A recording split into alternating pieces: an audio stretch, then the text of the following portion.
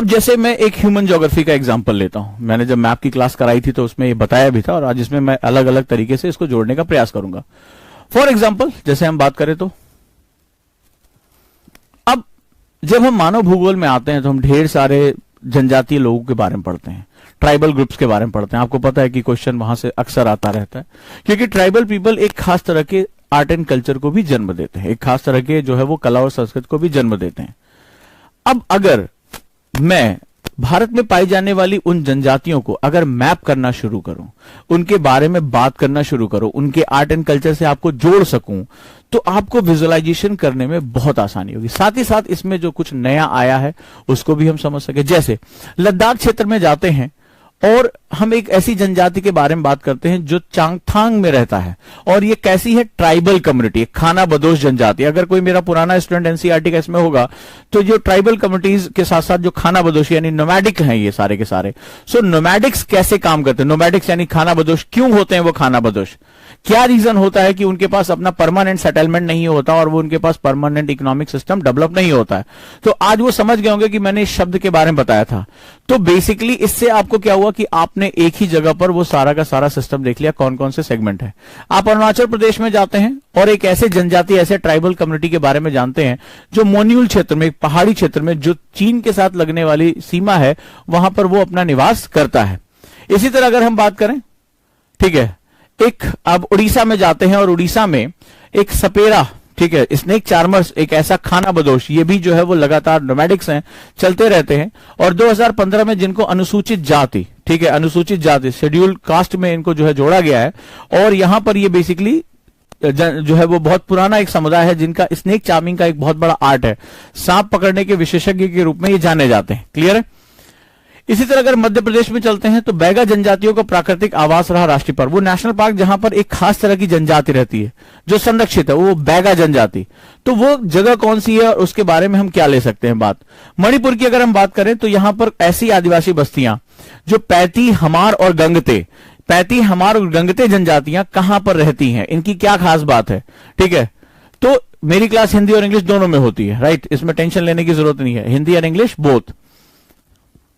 अगर मैं साउथ में आता हूं, केरल में, तो एक आदिवासी जनजाति रहती कुमली।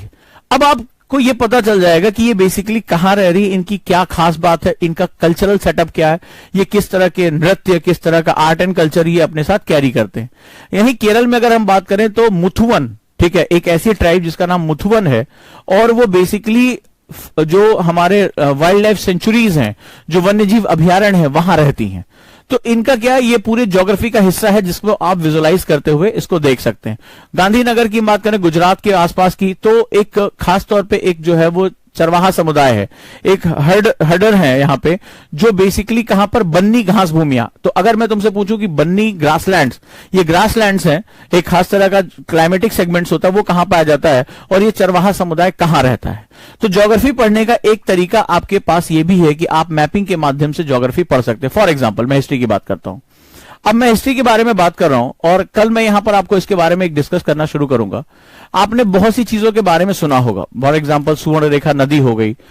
हमने इतिहास में ये चीज देखते हैं हम बार बार कि नदियों के आसपास हमारी मानव बस्तियां बसती हैं, हमारा कल्चरल सेटअप होता है, हमारे सांस्कृतिक, हमारे कल्चरल, हमारे व्यावसायिक जो हमारे सेगमेंट्स है वो यहां पर हमारे डेवलप होते चले जाते हैं। आपने बादामी का नाम सुना होगा, आपने हिस्ट्री में बहुत बार बार इसका नाम सुना होगा, क्या खास बात है इसकी, ठीक है। आपने बड़ौदा का नाम सुना होगा, आपने तमाम जो है, और काली सिंध के आसपास का जो बेस नगर का इलाका विदिशा का नाम आपने सुना होगा। खासियत क्या होती है इनकी, नदियों के किनारे ये नगर क्यों रहे हमारे, इनका महत्व क्या है हमारे जीवन में। तो इसके माध्यम से हम लोग जो है art and culture, geography, human geography, इन सबको हम एनवायरमेंट, इन सबको लगातार जोड़ सकते हैं, राइट। जैसे बन्नी घास भूमियों के बारे में बात करें तो ह्यूमन इंटरवेंशन की वजह से हम ज्योग्राफी पढ़ रहे हैं, लेकिन मानव की जो है बसावट की वजह से खेत बनाए जा रहे हैं और वनों को काटा जा रहा है। नतीजा हो रहा है कि बन्नी घास भूमियों को लगातार बहुत नुकसान हो रहा है। तो गुजरात में उन बन्नी घास भूमियों के नुकसान होने की वजह से, उस क्षेत्र में मानव के प्रवेश होने की वजह से जो यहां की जो बेसिक जनजाति है उनका भी आवास क्या हो रहा है, नष्ट होता चला जा रहा है। इसकी वजह से आप लगातार जो है वो एक पॉइंट से दूसरे पॉइंट में इंटर करते चले जा रहे हैं। यही इस समय जो सबके लिए शुरुआती मेरी क्लास होगी वो इसी तरह की क्लास होगी, जहां पर मैं आपको मैपिंग जो है दूंगा, मैपिंग से लिंक करूंगा, आपको पूरी जर्नी यानी एनवायरमेंट की जर्नी, ज्योग्राफी की journey, human geographic journey, art and culture और हिस्ट्री, ये सब एक साथ कनेक्ट होती चली जाएगी। सब्जेक्ट को आप कनेक्ट करना सीख जाएंगे और आप एक पॉइंट से दूसरे पॉइंट पर एंटर कर जाएंगे। ठीक है, तो अब इस तरह से क्या होगा, आपको एक बहुत लार्जर डायमेंशन में, इसके बाद जब हम एनसीईआरटी में एंटर करेंगे तो वहां आपको लार्जर डायमेंशन में आपको इसके बारे में पता चलना शुरू हो जाएगा। क्वेश्चन कहीं बाहर से नहीं आएंगे। आप अभी कुछ दिन बाद ये कहना शुरू हो गए, सर ये एग्जाम में आपके डायरेक्टली क्वेश्चन फंसे, आपने इसके सैकड़ों मैसेज इस तरह मेरे पास किए हैं। लेकिन पढ़ने का तरीका हमें बदलना पड़ेगा। हमें वो पारंपरिक तरीके से अंडरलाइन कर करके लिखने की बजाय हमें बीटीएल पढ़ना पड़ेगा, बिटवीन द लाइन। हमें नोट्स भी अब उस तरह से पैराग्राफ वाले नहीं बनाने पड़ेंगे, हम LWMI में जाएंगे। इसके बाद हम मैपिंग बेस पे इंटरलिंकिंग करेंगे, हम जर्नी समझेंगे, हमें सब कुछ समझ में आएगा। इसके बाद जब मैं मैपिंग की पूरी क्लास करूंगा, मैं प्रागैतिहासिक काल से लेकर जब वर्तमान समय तक आऊंगा, हिस्ट्री आपके दिमाग में छप चुकी बिल्कुल होगी, यानी आपके पास पूरा डायग्राम होगा, आपके पास छोटे छोटे पॉइंट्स होंगे। अब जब हम हिस्ट्री एनसीईआरटी में, चूंकि एनसीईआरटी की हिस्ट्री बहुत लार्जर है, बहुत बड़ी है, और वहां जब हम प्रवेश करेंगे तो आपको समझ में आएगा सर किस बारे में बात करें, क्योंकि वो आपके पास है। जब वो इमाम नगर की बात करेंगे, जब वो हड़प्पा, लोथल इनकी बात करेंगे और वर्तमान समय के साथ जोड़ेंगे, तो आपके लिए वो आसान होगा, आपके लिए वो समझना। बलूचिस्तान की बात हो रही, कहां था ये बलूचिस्तान, क्या खास बात थी, क्यों वहां पर ब्राह्मी लिपि पाई गई, अगर आप पढ़ेंगे अशोक ने क्यों उसका प्रयोग किया था, क्या रीजन था, वहां खनिज पाए। आज वर्तमान समय की जो चीजें हैं उसको आप इतिहास से जोड़कर देख सकते हैं, राइट। तो इसके लिए आपको बहुत ही ज्यादा इंपॉर्टेंट जो है वो ये प्रोस्पेक्ट रहेगा। तो इस तरह से मैं मैपिंग क्लास के साथ आपको पहले जोड़ूंगा, ये 8 से 10 क्लासेस में। ये मेरी तरफ से इस बार आपके लिए एक्स्ट्रा है।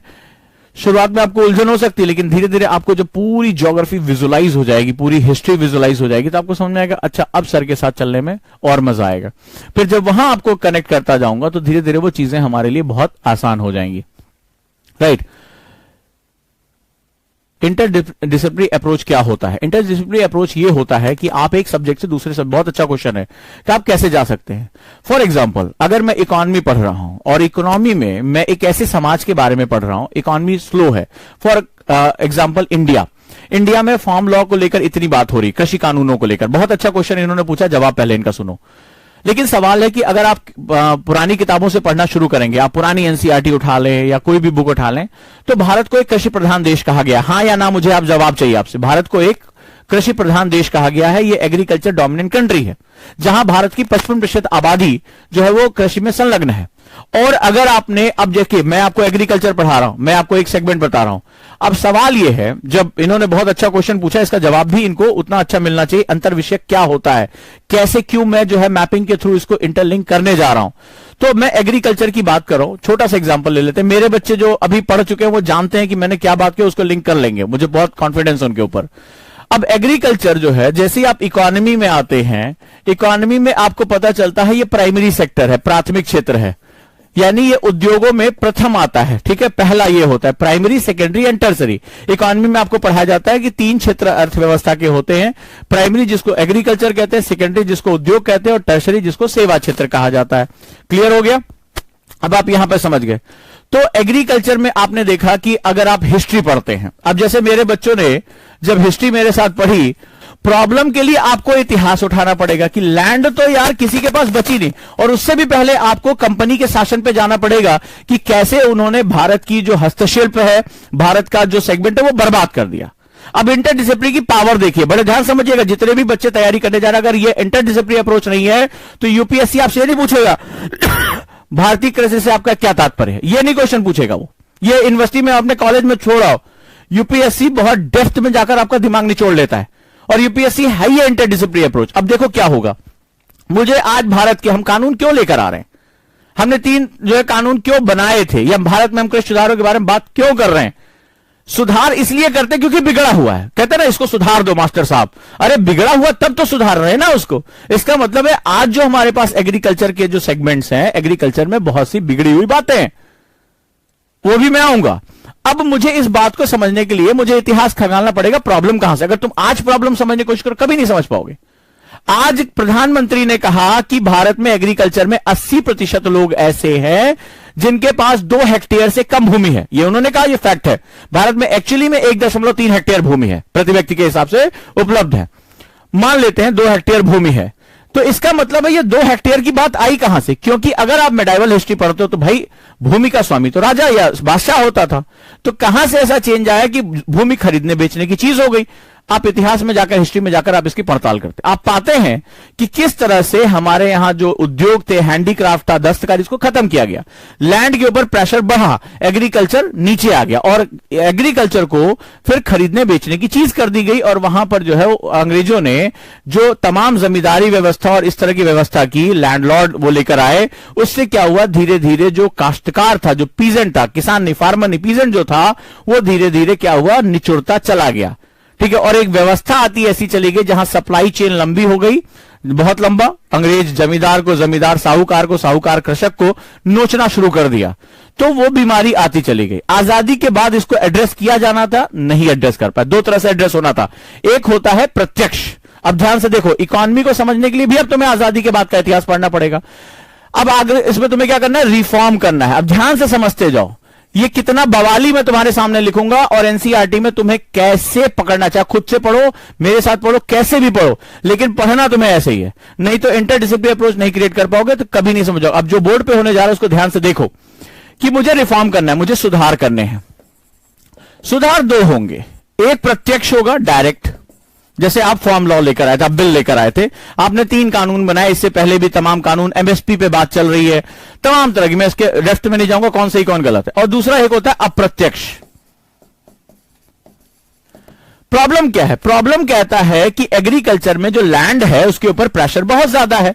भाई जब मेरे पास 2 हेक्टेयर जमीन ही है तो मैं क्या नंगा, क्या नहाएगा, क्या निचोड़ेगा, वही वाली हालत हो गई है। देश का 80% किसान, वो भी हमारा 80%, समझ रहे हो, भारत की 55% जो आबादी है वो कृषि क्षेत्र में संलग्न है, उसका 80% सोचो, कई देशों की आबादी से ज्यादा, इतना जो है उसके पास अपनी गरीबी से निकलने का कोई रास्ता नहीं, क्योंकि लैंड ही उसका बेस है।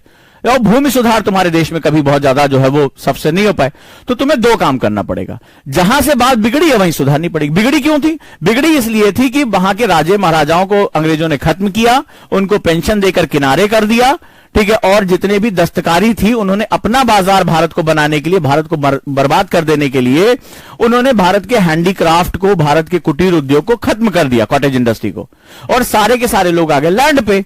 तो पहला सुधार तो यह करना है कि यार इनकी इनकम सुरक्षित करो, इनको लैंड रिफॉर्म करके दो, इनको जो है ज्यादा जमीनें दो, सहूलियत दो, सिंचाई दो, बीज दो, इनको सुविधाएं दो, इनको बाजार दो, इनको मंडी दो।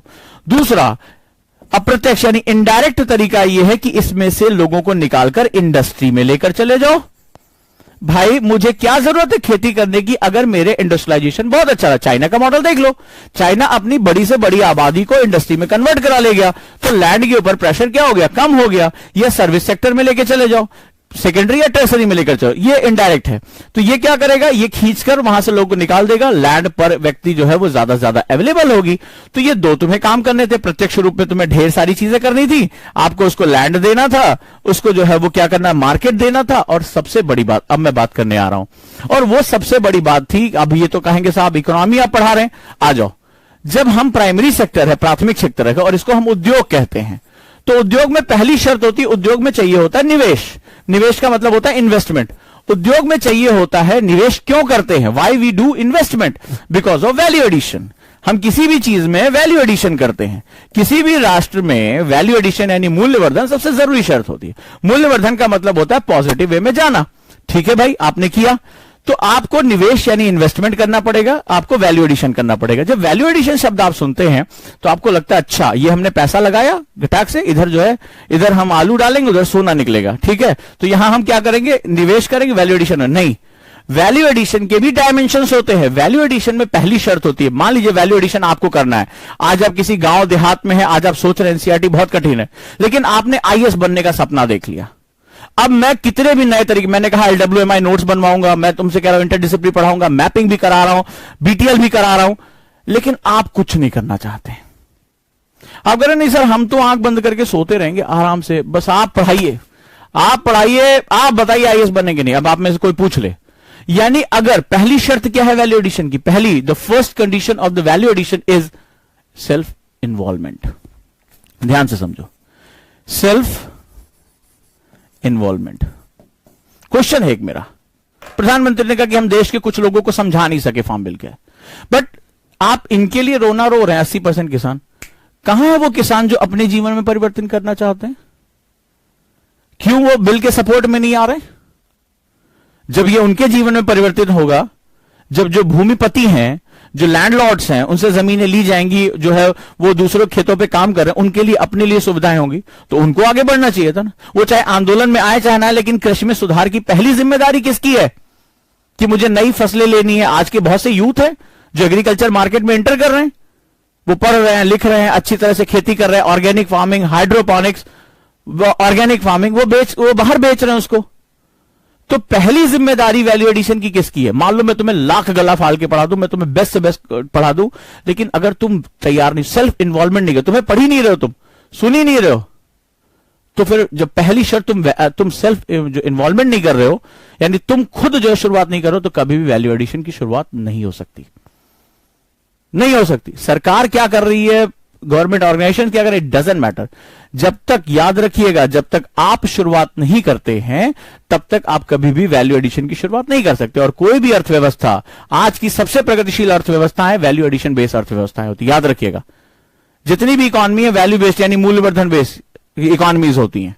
इसीलिए हम स्किल, नॉलेज पर इतना ज्यादा फोकस कर रहे हैं, टेक्नोलॉजी पर फोकस कर रहे हैं, R&D पे फोकस कर रहे हैं। आज भारत जैसा देश जो वैक्सीन बनाकर पूरी दुनिया को निर्यात कर रहा है, ये उसकी क्या है, वैल्यू एडिशन है। क्या हमारे पास वैक्सीन बनाने के तत्व नहीं थे? बिल्कुल थे। क्या ICMR जैसी एजेंसीज नहीं थी? बिल्कुल थी। वैज्ञानिक भी थे, तत्व भी थे, वैक्सीन हम बनाते थे। बट क्या किया राष्ट्र ने? वैक्सीन बनाया और वैल्यू एडिशन किया। अब सोचिए, अगर 100 करोड़ डोज हमें बाहर से आयात करना पड़ता, हमारी हालत खराब हो जाती, हर तरह से हम मारे जाते। लेकिन आज हम न सिर्फ अपने लोगों की जरूरतें पूरी कर रहे हैं, हम निर्यात कर रहे हैं। यह होता है वैल्यू एडिशन। लेकिन जब तक आप इन्वॉल्वमेंट नहीं करेंगे, तब तक आप कभी भी वैल्यू एडिशन की शुरुआत नहीं करें। इसके बाद आता है गवर्नमेंट इंटरवेंशन, सरकारी जो प्रवेश होता है। इसके बाद होता है मार्केट यानी बाजार, और चौथा होता है तकनीक यानी टेक्नोलॉजी। ये चार जब मिलते हैं तब वैल्यू एडिशन की शुरुआत होती है।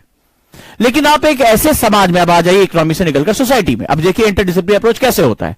आपकी पूरी सोसाइटी सुरक्षा की खाली मांग कर रही है, मेरे अधिकार ना छीनो, मेरे अधिकार रहने दो, मुझे सिक्योर कर दो किसी तरीके से। जो गरीब है वो गरीब। सुरक्षा का मतलब ये नहीं कि तुम किसी दुश्मन से, सुरक्षा का मतलब होता है यथास्थिति बने रहना। कई बार आई एम नॉट कंफर्टेबल, मैं अपने कंफर्ट जोन से बाहर नहीं आना चाहता। मैं किसान हूं, मैं तुमसे मांग लूं 5 साल बाद मेरा कर्ज माफ कर दो। मैं किसान हूं, देश का किसान। कहते हैं भारत की खेती मानसून का जुआ है। भाई राजनीति भी कितने गंदे शब्द इस्तेमाल करती है। अरे मानसून का जुआ है, तुम 50 साल से बदलता चल रहे हो, उसको नहर बना के नहीं दे पा रहे हो, उसको सिंचाई सुविधा नहीं दे पा रहे हो।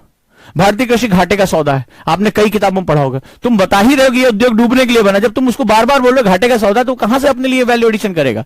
यानी सोसाइटी अगर प्रोग्रेसिव नहीं है, सोसाइटी में इनोवेशन नहीं है, सोसाइटी में प्रोग्रेस नहीं है, रिस्क टेकिंग सोसाइटी नहीं है। देखो, सुरक्षा से निकलने के लिए रिस्क लेना पड़ता है कि चलो कुछ नई फसल ट्राई करते हैं, कुछ नया तरीका देखते हैं, कुछ नया उगाते हैं। बहुत साल से गेहूं चावल उगा लिया, तो रिस्क टेकिंग सोसाइटी होती है। रिस्क से इनोवेशन बढ़ता है, इनोवेशन तुम्हारी लाइफ का हिस्सा बनता है और हमारी प्रोडक्टिविटी बढ़ जाती है। बड़ा सिंपल सा फंडा है। तो आप एक ऐसे समाज की परिकल्पना करो जो जड़वत है, जो इनर्शिया के साथ है, वो बदलाव नहीं चाहता या बदलाव नहीं कर पा रहा है, यह बदलाव का विरोधी भी है। आपने देखा अभी क्या हुआ, बदलाव का विरोधी भी है, उसके पक्ष में भी बदलाव है तो भी उसका विरोध कर रहा है राजनीति के कारण। ये पूरे देश ने जो है सब कुछ देखा। तो अब ऐसी कंडीशन में क्या होगा? ऐसा समाज कभी भी वैल्यू एडिशन की शुरुआत नहीं कर पाया। फॉर एग्जांपल ले तो आपसे, आपने कहा पिताजी मुझे एक उद्योगपति बनना है। आज की डेट में बहुत से यूथ हैं, बहुत अच्छा काम कर रहे हैं, यूनिकॉर्न इंडिया में जा रहा है। अब पिताजी जो है वो ये सोच के बैठे थे कि तुम सरकारी नौकरी हर हालत में करोगे, भले चाहे तुम तृतीय श्रेणी जो है वो सरकारी कर्मचारी बनो, कोई दिक्कत नहीं है, तभी शादी होगी तुम्हारी, तभी अच्छा तुम्हें दहेज मिलेगा। उन्होंने ढेर सारे सपने देख रखे। तुम पहुंचे उनके पास, बोला पिताजी मैं अपने दम पर कुछ करना चाहता हूं। पिताजी ने चप्पल निकाली, बोले फिर से बोलो क्या कह रहे थे। अब तुमने उनके हाथ में 9 नंबर की पैरागाउन देखी, अपने सपने अपने थूक के साथ घटक लिए। बोले अब नहीं पिताजी हम कुछ नहीं कह रहे थे, हम कह रहे थे वो क्या नाम है बैंक पीओ फॉर्म निकला, हम भरने जा रहे हैं। होता है हमारे समाज में, जैसे ही आप उनको कुछ कहते हैं तुरंत बोलते हैं अरे सरकारी नौकरी कर लो। अभी आप ज्यादा नहीं, पेटीएम के जो CEO हैं, आपने देखा कि भारत में सबसे बड़ा जो है वो IPO खुला सबसे बड़ा अभी तक का। उन्होंने खुद कहा कि मेरे पिताजी ने कहा क्या यार ये नौटंकी वोटंकी कर रहे, कोई सरकारी नौकरी ज्वाइन कर लो, क्योंकि सरकारी नौकरी का मतलब होता है सुरक्षा, सिक्योरिटी, और समाज सिक्योरिटी देता है। भैया कोई लड़की नहीं देगा तुम्हें शादी करने के लिए, क्योंकि वो सिक्योरिटी देख रहा है दामाद जी सिक्योर है कि नहीं है। तो अब ऐसी कंडीशन में जब ऐसा समाज जब सिक्योरिटी देख रहा हो, रिस्क टेकिंग नहीं है, तो इनोवेशन कहां करेगा। अगर पेटीएम के सीईओ ने अपने पिताजी की सुनी होती तो आज आप शेखर का नाम ही नहीं सुनते कहीं। आज भारत का सबसे बड़ा आईपीओ, और उन्होंने कितने युवाओं को प्रेरित किया होगा, यार हम भी कुछ अपना कर सकते हैं। आज यही कारण है पेटीएम की सक्सेस के बाद अगर आप देखेंगे भारत में फिनटेक्स यानी कि फाइनेंशियल टेक्नोलॉजीज इंडिया में, पूरी दुनिया में नंबर 1 हम पहुंच गए। सबसे ज्यादा पूरी दुनिया में यूनिकॉर्न जो पैसा ले रहे हैं वो फिनटेक्स में ले रहे हैं, फाइनेंशियल टेक्नोलॉजीज में ले रहे हैं। ये होती है सक्सेस स्टोरीज। जब आप रिस्क लेते हैं, जब आप खतरा मोल लेते हैं, तो आप ये समझिए मैं इकोनॉमी को सोसाइटी के साथ जोड़ रहा हूं, पॉलिटी के साथ जोड़ रहा हूं। तो ये जो जोड़ने की कला है, ये जो बोर्ड पे लिखा है, यही है यूपीएससी। ऐसा मत समझिएगा एनसीईआरटी केवल फैक्ट रटने का नाम नहीं है। अगर यूपीएससी को समझना चाहते हो तो एक पॉइंट को दूसरे पॉइंट से लिंक करना आपको आता होना चाहिए। और अगर ये जिस दिन आप सीख गए उस दिन आप खुद कहेंगे sir union public service commission मुझे कब बुला रहा है, मुझे बस उस दिन का इंतजार है। इतना कॉन्फिडेंस आ जाएगा। और यही मैं कोशिश करूंगा आपके साथ कि आप इस तरह के कॉन्फिडेंस के साथ ही आगे बढ़ें और अच्छे से अपनी पढ़ाई को करें। क्लियर है? तो मेरी बात आप लोगों को समझ में आई? बड़ा इंपॉर्टेंट है, बहुत इंपॉर्टेंट सेगमेंट है ये आपके लिए। तो यहां पर अगर आप करेंगे तो बहुत ही अच्छा रहेगा।